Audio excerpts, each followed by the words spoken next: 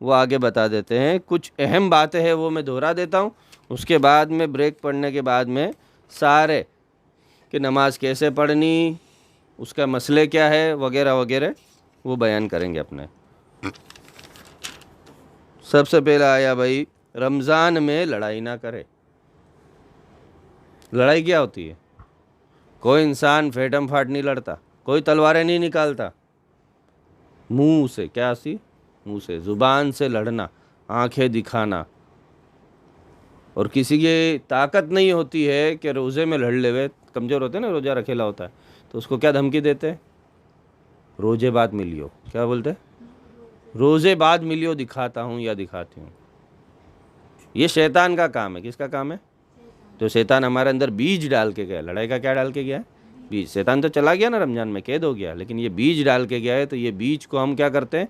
बड़ा करते हैं। और रमज़ान में भी लड़ाई झगड़ा नहीं छोड़ते, सब शैतानी काम है।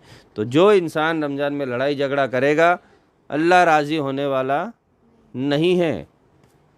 तो लड़ाई झगड़ा करना नहीं है। उसके अलावा क्या करना है? टीवी मोबाइल का समझा दिया। फजूल बातें और गीबत नहीं करनी। औरतों की आदत होती है, औरतों की खास इसलिए कहते हैं क्योंकि अक्सर औरतों की बातें आती है। हालांकि आदमी भी बैठते, जब आदमी बैठते मैंने देखा कोई न कोई किसी न किसी की बुराई शुरू कर देते। तो इसमें आदमी औरत का खास नहीं है, सभी है। बच्चे बुढ़े का भी खास नहीं है, कोई भी उम्र है, बच्चा जवान बुढ़ा, आदमी औरत, कोई भी हो, बैठेगा तो क्या करेगा? 2 जने बैठे तो तीसरे की बुराई, 4 जने बैठे तो दूसरों की बुराई, यही बुराइयां करने लग जाते। तो ये भी क्या करेंगे? तुम्हारे अमाल खा जाएंगे। और ख़ास तौर पर रोज़े में ख्याल रखे, रोज़े में लड़ाई ना करे, रोज़ों में गीबत ना करे, रोज़ों में फालतू बातें ना करे। इससे रोज़े का क्या होता है? सवाब जो है और रोज़े का जो नूर है वो क्या होएगा? चला जाएगा, पूरा ही चला जाएगा। वो तुमको महसूस भी हो जाएगा। रोज़े का नूर जाने का मतलब क्या पता तुमको? रोज़ा लगना,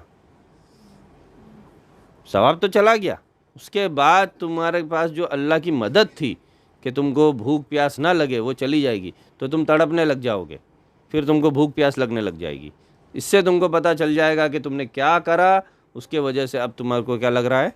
रोज़ा लग रहा है। तो मेहरबानी करके ना किसी की गिबत करो और ना ही बैठ के फालतू बातें करो। बिग बॉस कौन जीता, उस नाटक में उसका क्या हुआ, उसका बच्चा हुआ कि नहीं हुआ, इन सब बातों से हमारा कोई लेना देना नहीं है। वो कोई हमारे घर वाले नहीं है, ना ही हमारे रिश्तेदार है।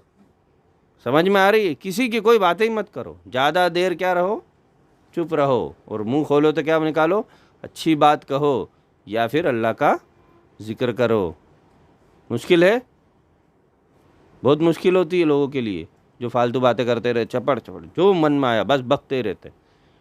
तो अल्लाह के वास्ते रमज़ान में इसका ख्याल रखो। तो गीबत भी ना करो और फालतू बातें भी ना करो। गेम ना खेले। गेम का मैंने स्पेशल एक अंदर टॉपिक डाला। गेम क्या होता है? मोबाइल में गेम के शौकीन होते हैं ना, एग्ज़ाम चली गई, अब क्या करेंगे? दिन रात मोबाइल लेके बैठ जाएंगे। वो कितने घंटे खा जाएगा ना गेम, तुमको पता भी नहीं चलेगा। इतने घंटे खा जाएगा वो गेम, तुमको पता भी नहीं चलेगा कि कब नमाज का भी टाइम आके चला गया। समझो, कितने लोगों को इफ्तारी के लिए बुलाते घर वाले, आजा आजा इफ्तारी का टाइम हो गया, न वो गेम खेलता रहता। तो गेम की बहुत ख़राब लत होती है। समझ में आई?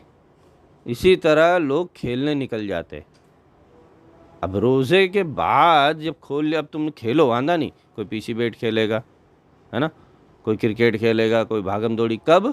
रोज़े के बाद। कितने लोग सहरी के बाद में, फजर की नमाज बाद निकल जाते कि पीछे बैठ खेलेंगे। कितने बैट ले लेके निकल जाते, क्रिकेट 2-2 3-3 घंटे खेल लेते। अब वो सहरी बाद जब तुम फजर की नमाज बाद खेलोगे तो अक्खा दिन क्या होगा? फिर रोज़ा लगेगा। तो टाइम खेलने का कब बांधो? रोज़े के बाद। समझ में आई?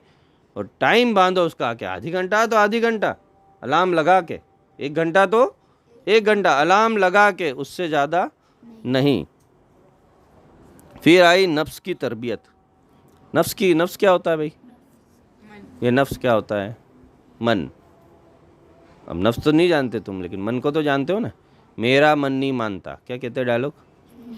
मेरा मन नहीं करता ये काम करने को, मेरा मन नहीं लगता, कुरान में, मेरा मन नहीं लगता नमाज में, है ना, मेरा मन नहीं करता कि मैं रोज़ा रखूं, मेरा मन नहीं करता कि मैं चुप रहूं, मेरा मन नहीं करता कि मैं लोगों की इज्जत करूं। मन तो क्या करता है? बुरी बात है, क्या करता है ना। मन की बात कभी नहीं मानने की। तुमने अगर मन की बात मानना शुरू करा, वो तुमको अल्लाह का मुखालिफ बना देगा, शैतान का दोस्त बना देगा। और दोस्त तो नहीं बनाता शैतान, गुलाम बनाता। क्या बनाता है? शैतान किसी का दोस्त नहीं, उसके पैरोकारों का भी नहीं, और अल्लाह वालों का तो हरगिज़ नहीं।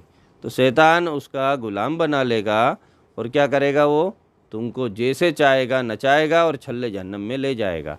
तो मन की बात मत मानो, क्योंकि जो लोग मन की बात मानते हैं वो शैतान के गुलाम बन जाते हैं। अब ये मन की बात क्या होगी तुमको खुद ही पता चल जाएगा।